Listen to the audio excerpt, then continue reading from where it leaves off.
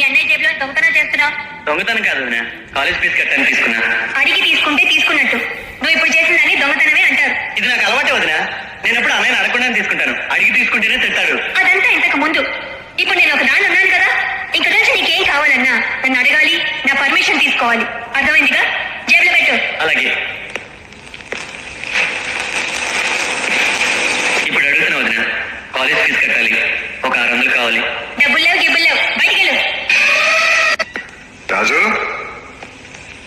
ఏంటన్నయ్య? ఇవాళ ఫీజు కట్టడానికి ఆఖరి రోజు అన్నా. అవునన్నయ్య. మరి చిన్నన్నయ్య దగ్గర తీసుకుంటానన్నా, తీసుకున్నావా? తీసుకున్నా అన్నయ్య.